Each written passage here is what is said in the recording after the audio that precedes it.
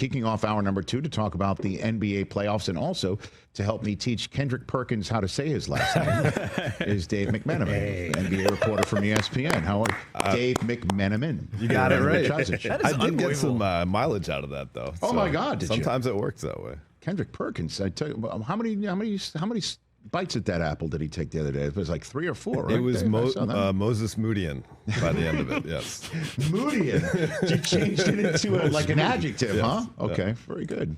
Or is that a verb? I don't know. Basically, the complete opposite. I remember during the Super Bowl, it was so boring, and then LeBron was like, "Hey, Dave, can you post some news or something?" Basically, the opposite of that. Yeah, that was fantastic. The Rams-Patriots Super Bowl, right? That was fantastic. Yeah. Good to see you. Great to see you. Just like everything else, the NBA playoffs is terrific, and it's certainly better. The first round, I think, better than last year, for sure, more competitive. Yep. The second round matchups are beyond compelling, but the Lakers are the Lakers, so let's start with them. And now that the season's over and Luka has broken bread, although I hope fish at Craig's that we saw. There's a great fish dish at Craig's. I've had it. The white fish is outstanding. That's hopefully for Luka that he had with J.J. Redick and the general manager, Rob Pelinka. The Lakers are not in the second round because they played a better team. They were the 3 seed, of course, playing the 6 seed, so it sounds like they were upset. They were a 50-win team playing a 49-win team. That 49-win team happened to go 17-4 down the stretch of the regular season, so they were coming in as maybe the hottest team in the league. Mm-hmm. And they had the experience of being in the Western Conference Finals a year ago. The Lakers starting lineup in Game 1 of that series. And I'm not a big stat-heavy guy, but sometimes I find it very illustrative of what we're talking about. 100 minutes together with that starting lineup. The Wolves starting lineup through the first that they played Game 1 in, 714. So they just had extreme experience compared to what the Lakers had.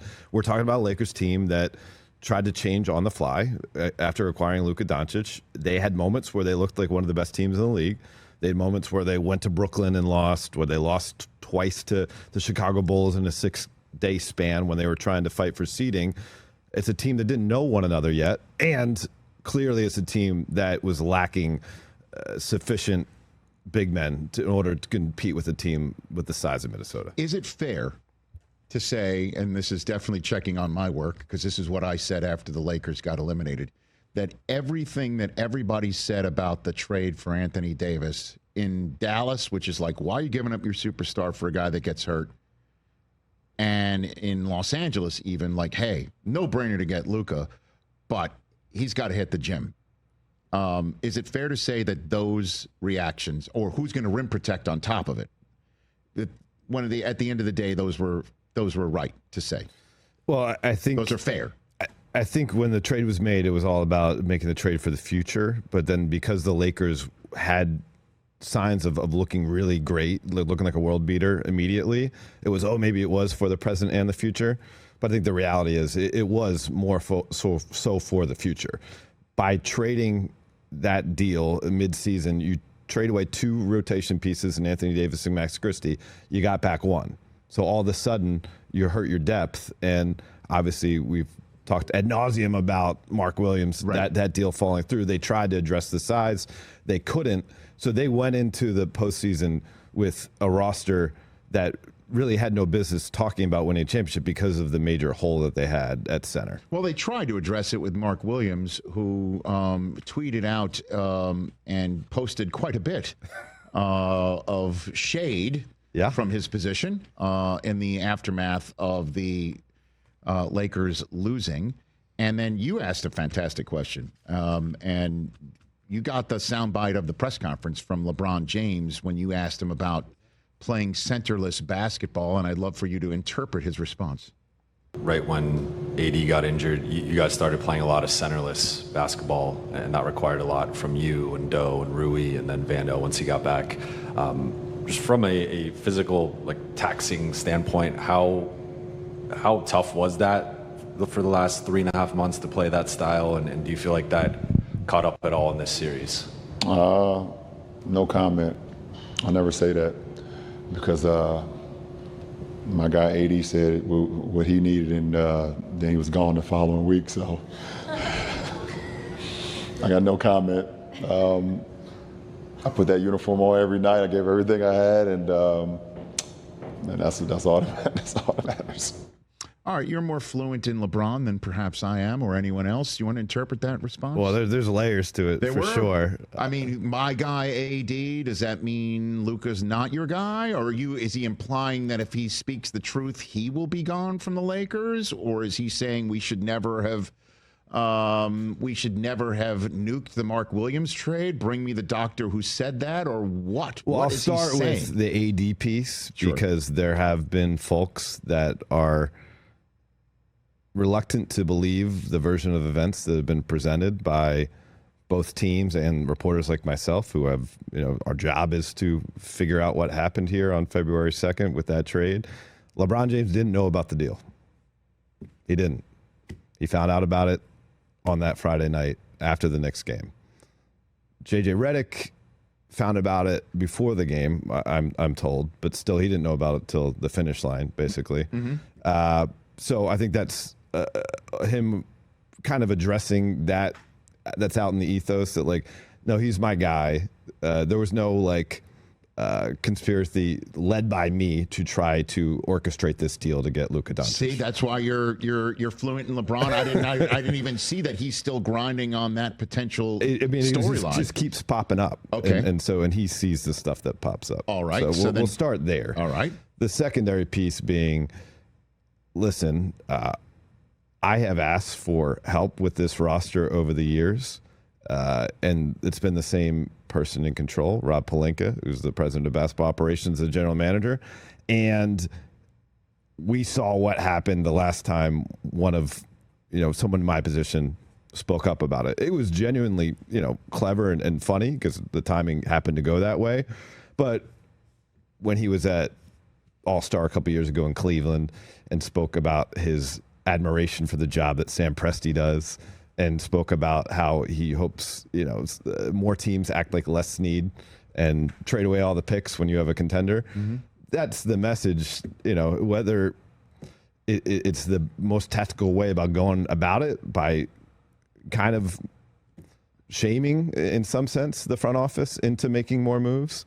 It's something he feels the urgency every day because he recognizes that there's a very limited resource of him still playing in the NBA. Yes. And he wants to have every single chance possible to try to win another championship. And that has to be an urgency shared by every single person in the organization. Well, I mean, getting Luka's not a bad... I mean, you can't say no to that. I mean, it's the correct move. If Nico Harrison's calling you up and saying, we're going to move Luka, we're thinking about it, only to you.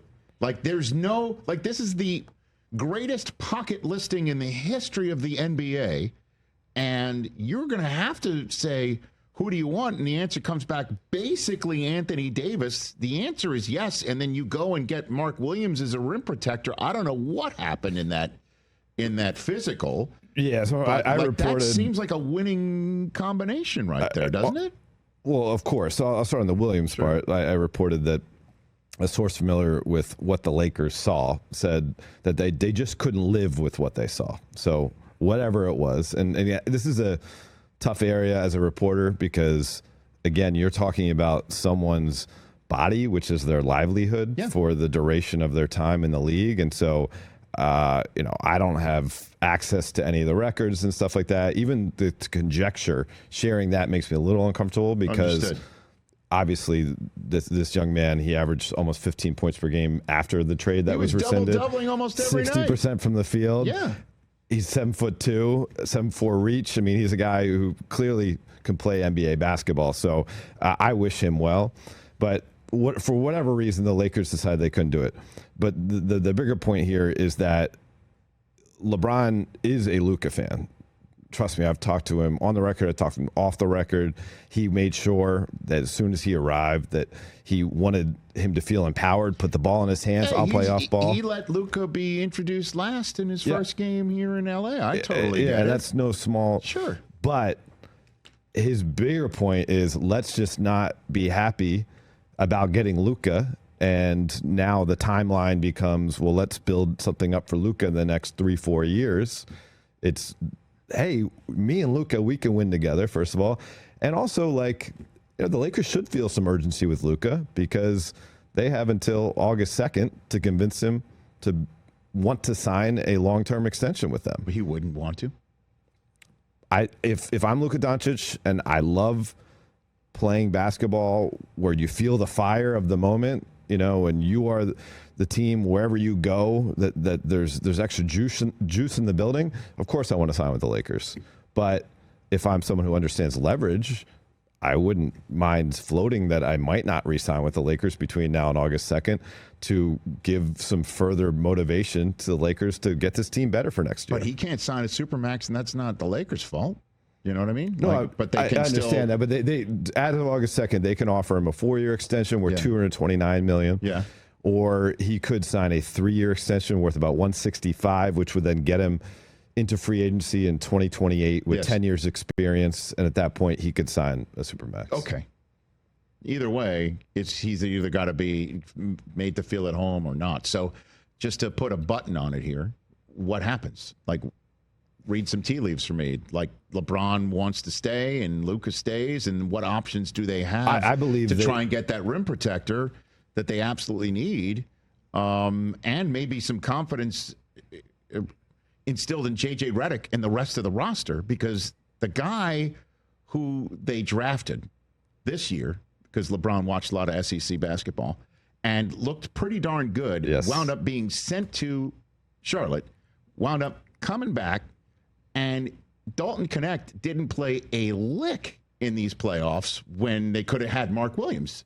That's right. So, and that's just one of the many DNP CDs that's left a bunch of heads being scratched here in Los Angeles. So what happens next, do you think? Right. So Connected already fallen out of the rotation late in the regular season. We should note that. I mean, he had that great game in Denver when they sat everybody, and him and Austin Reeves almost beat them single-handedly. But a coach is saying we're not playing rim protectors because we need scoring, and scoring is what Connect could possibly do. You know what I mean? Like, right. But we need scoring, but we also need the high level intelligence to be able to play our switching defense, and one mistake has a domino effect. And so, I mean, the guy who hasn't played since January is the guy that you choose in crunch time. Again, right. I'm not saying you speak for J.J. Redick or anything like that, and I'm a fan of his. Actually, I was talking about him, at some point for Coach of the Year, and got laughed at in this room. I voted him third. Well, I mean, and he did, I think, a very very good job this year in his first foray as a head coach in the league. But the playoffs hit, and we all saw what just happened. So I'll be quiet and let you have the floor on what happens next. Yeah, so, I mean, they need to address the center position. They will be able to trade 2 first-round picks because they got the one back from the deal that was rescinded. Mm-hmm. They have expiring contracts. Someone like Gabe Vincent making around $11 million. That's a good number that can get you something that's out there. Mm-hmm.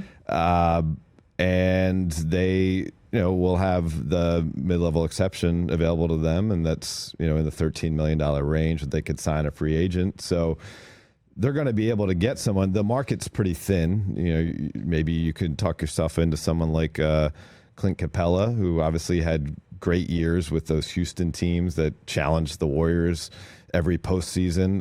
He's kind of been in Atlanta not playing as significant basketball because those Hawks teams haven't been very good, but he's someone who can be, you need a lob threat and a vertical spacer, and obviously someone who knows what it takes to win and be in a winning program where every game matters. He checks a lot of boxes. He's getting up there in age, though. Robert Williams II from Portland's the guy they kicked the tires on. Time Lord, huh? Yeah, Time Lord, leading up to the trade deadline. That's someone you could look at. Brook Lopez in Milwaukee is going to be a free agent. What's his number? What does he have left? But certainly he helped win a championship with that Bucks team in 2021. So there's going to be some stuff out there. They could go the route of let's upgrade it to this. We go from basically a 0 to a 5 just by getting someone in, and then we're going to spend every waking moment from the offseason until the trade deadline canvassing the league and find the next guy that's unhappy or wants to be moved. But LeBron stays? Oh yeah, I certainly expect LeBron to stay. And I mean, he basically in his end of season presser made it seem like, okay, I might not stay, and I have something to think about. I spoke to him afterwards. It wasn't about like whether he would stay or go. It's more like whether he'd come back. And I just think give the guy the grace of the moment. Like 22 years in, obviously he was very disappointed by the way how they went. We found out afterwards he had a sprained MCL in his left knee that he played through. Like he was just kind of spent. So he was more referring to, will I come back or not? He's going to come back, of course, and he's going to come back for the Lakers. And Luka's going to sign here. I fully anticipate him signing with the Lakers. Yeah, Okay. I'm not sure what it will look like though. What the number, how many years, et cetera, et cetera. Dave McMenamin here on the Rich Eisen Show. All right, now let's talk about the playoffs. The Pacers took a chunk out of the Cavs last night, and the Knicks start their series with the Celtics, the defending world champs. The storyline in the East, in your estimation, is what? I still think it's the Celtics, and when they play at their best, I think there's no one can really touch them. They just haven't shown it all that often this year. And certainly Drew Holiday being off the injury report for the second round, that's huge for them because that's someone you can throw at Jalen Brunson. He has the physicality and he has the angles and he knows what it's like to bring it every possession. That's monumental because Jalen Brunson, without Drew Holiday there to stop him, you could be talking about a monster series for him, and still could have a monster series because he's that good. But I think the Celtics are, the team to watch because if they play up to their potential, they will be back-to-back NBA champions. But it doesn't mean that the other series isn't super compelling. I want to see what happens with Darius Garland. He's day-to-day going into the second round, but then his team falls flat on its face in game one. All of a sudden, does that give him the impetus? Like, I need to be in there for game two. And even if he's, he's dealing with a sprained, I believe, big toe, even if he's not 100%, he's a gravitational type of player. He can catch and shoot from 30 feet. And so that should, just his mere presence, open driving lanes up for someone like Donovan Mitchell. All things being equal, everybody being healthy, Knicks didn't have a healthy team last year going to, make it through the playoffs. Do you think as they're currently constituted, and the same thing with the Timberwolves, that trade, nobody's talking about that trade much anymore because we were just so focused on what the hell happened between the Mavs and the Lakers, right?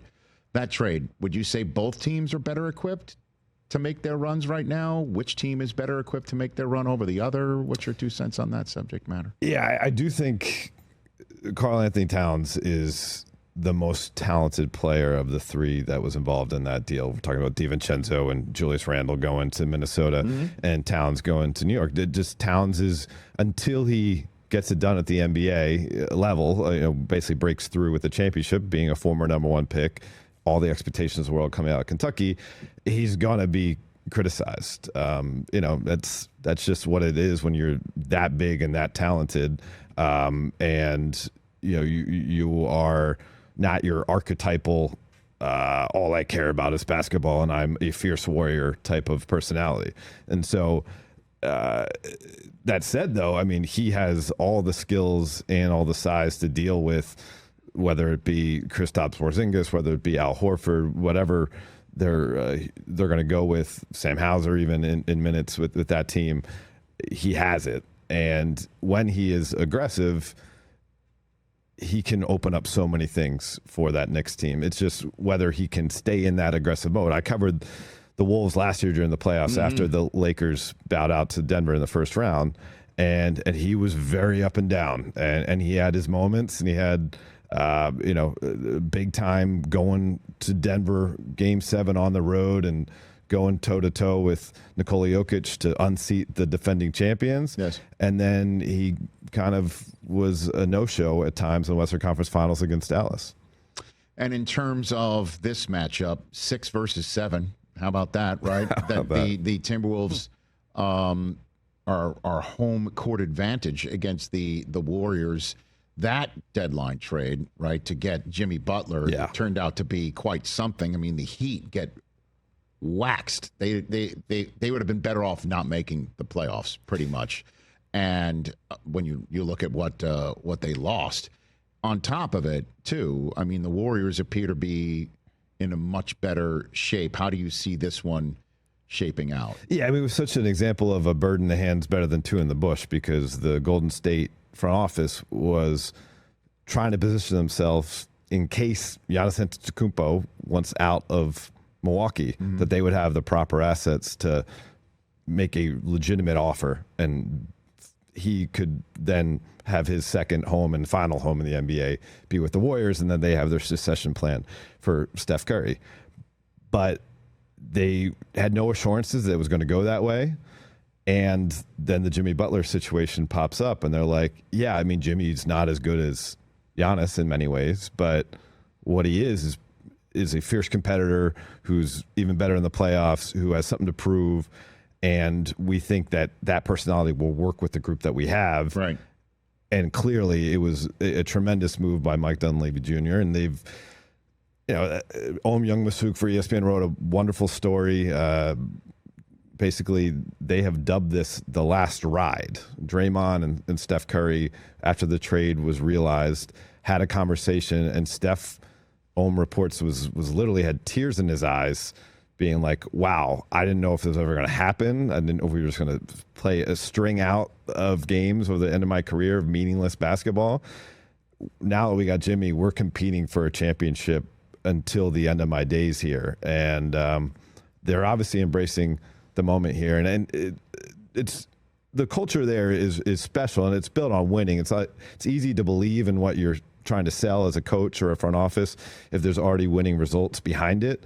But they had a team meeting after Game 6 when they got rocked by Houston for the second straight game. And already it seems like Jimmy, Draymond, and Steph are all comfortable together sharing the vocal part of the leadership here. Jimmy said, I need to lift up my teammates more. Draymond said, I need to stop with all the shenanigans and lock in more. And, Steph just has to be Steph. And it was beautiful. I mean, and how about Jimmy Butler telling the team, I'm going to give confidence to my teammates. And the guy who's kind of been his kind of whipping boy since he got there is Buddy Hield. And in a way, that's him saying, like, I believe in you, buddy. I'm going to keep riding you and giving you crap because I think you'd be a lot better.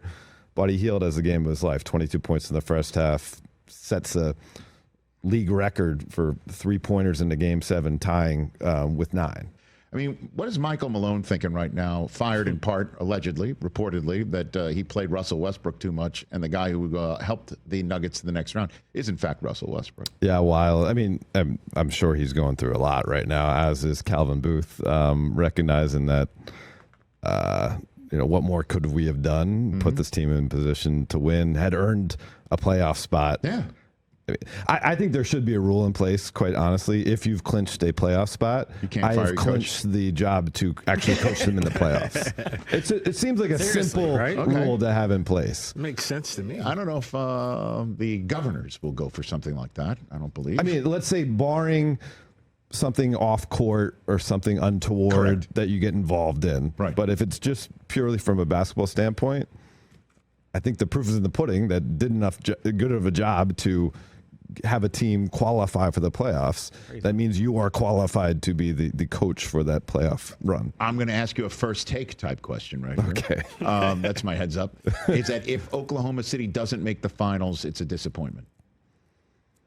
Well, I mean, I think when you look at it and you're like, okay, now LeBron and the Lakers are out of it, and they were considered to be a threat, especially by the way they played in OKC late in the season. The 2 and the 3 seeds are gone, sir. Yeah, and so is the 2 seed. Yeah, I think that's fair to say. Even as young as they are, and especially the way last year went when they lost to Dallas, yeah, I think it should be finals or bust for them. 72 wins right now, including the playoffs. There you go. Right now. Yeah. I mean, that's as you know, a magic number when you hear the number of wins. Yeah. But here come the Nuggets. So what? It's Chet Holmgren on Jokic, and who's marking SGA? What do we got? What do you think? Yeah, I mean, Lees, I think you're going to have probably go with some Michael Porter Jr. action on SGA because he has the length and the athleticism to go lateral with him. But that's an incredibly tough matchup for anyone in this league.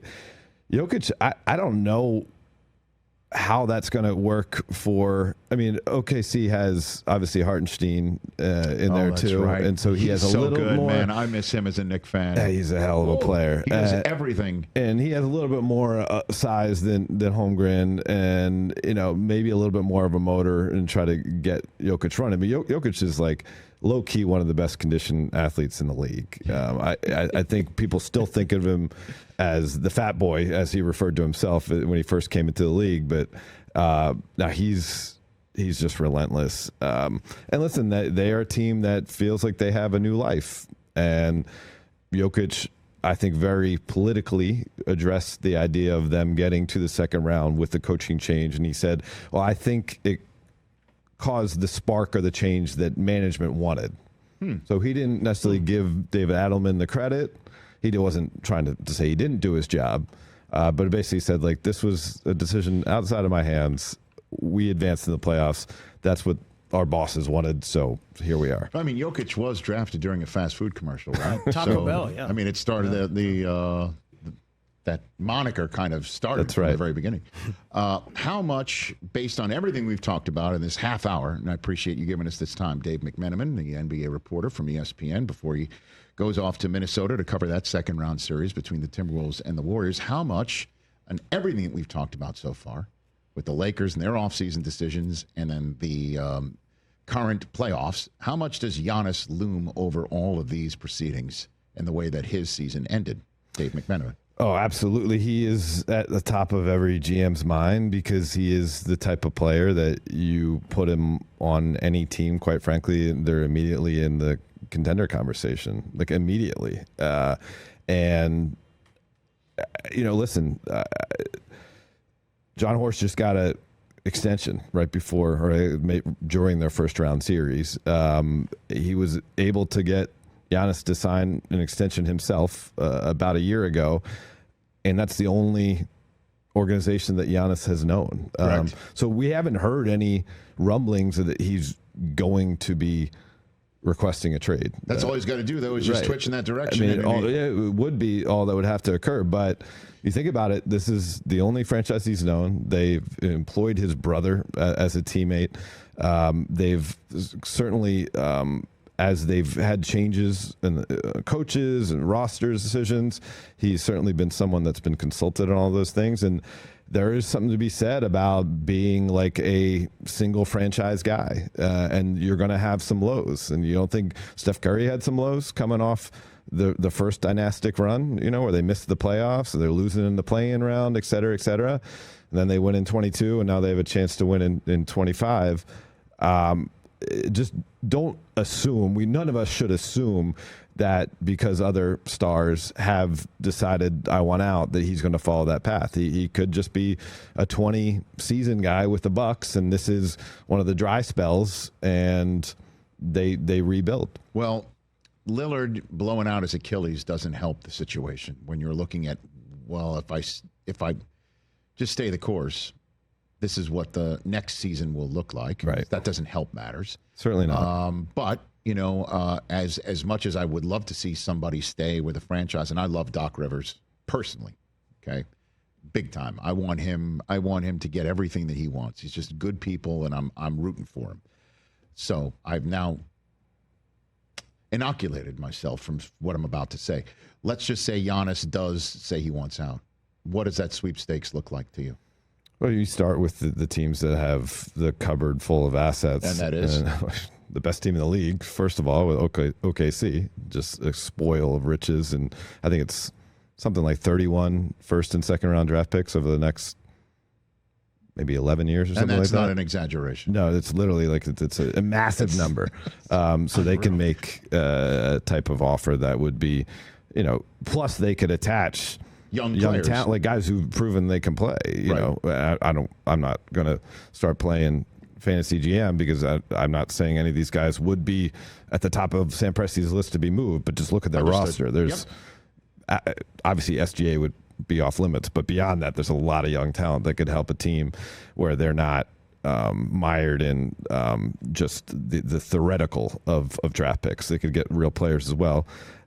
Brooklyn certainly has the type of assets to make a deal.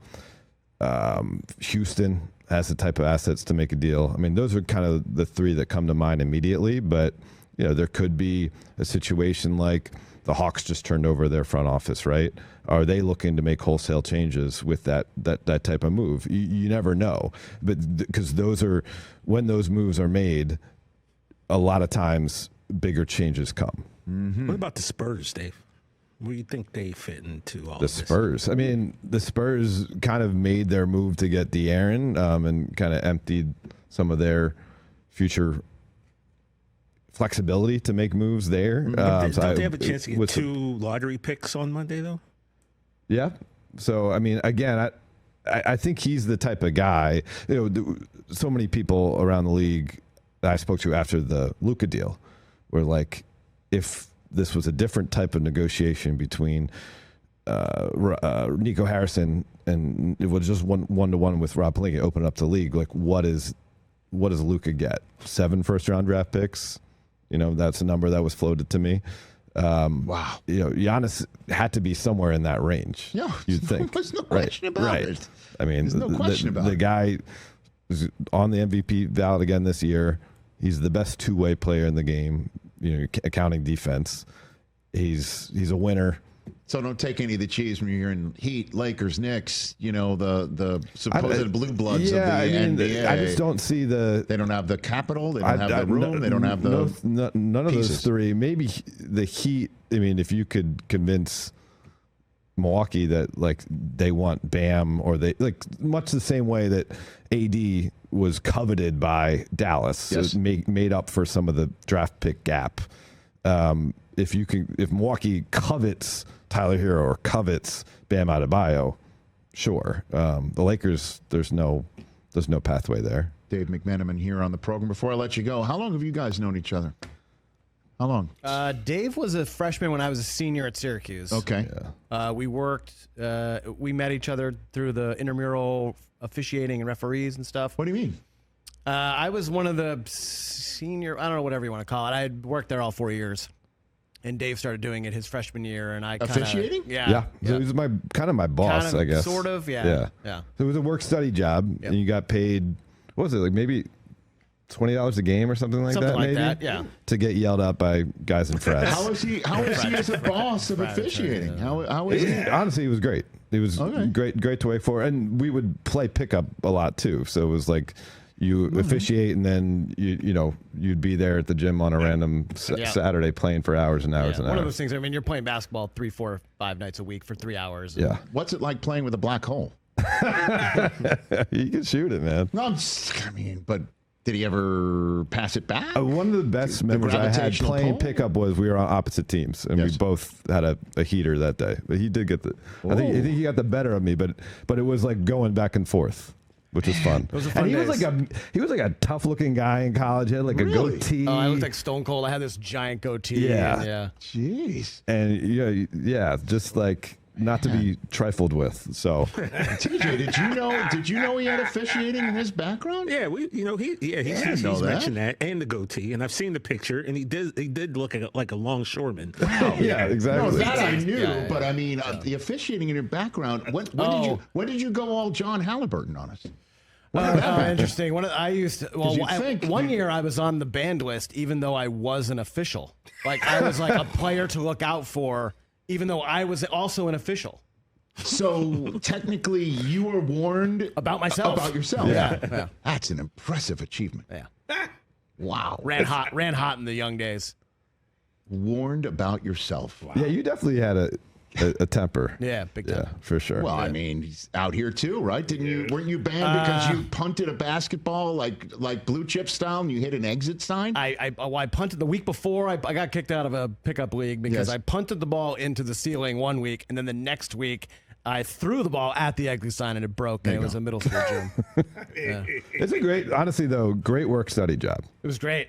A lot of fun. You're getting paid to exercise. Study. And if a frat you got a stipend plus obviously a frat would get too drunk the night before and they wouldn't show up to their games, you'd still get paid, and then we just kind of screw around for an hour. Damn. I mean, it's a work. You're enriching the the university experience for everyone by serving that role. Work study. That's real sports, man.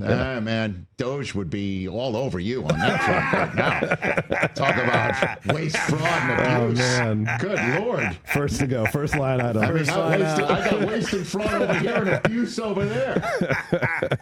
Hey, 2001 Syracuse, man. Damn. That's The right. statute's done. What I'm talking about. Great to have you here. Safe journey. Appreciate you. And again, thank Malika for doing women's sports. Now they loved having her, and hopefully she had a great time. Awesome. That's, by the way, available on Roku right now. Dave McMenamin can be seen on the Disney family of networks, including tonight. Are they going to make you work tonight? You land? Okay, nothing until about mid-afternoon tomorrow. There you go. So there you go. Check out Dave starting tomorrow from Minneapolis and look for more of our calls and invitations, sir. Catch the Rich Eisen Show live weekdays from 12 to 3 p.m. Eastern on Roku Sports Channel in the U.S.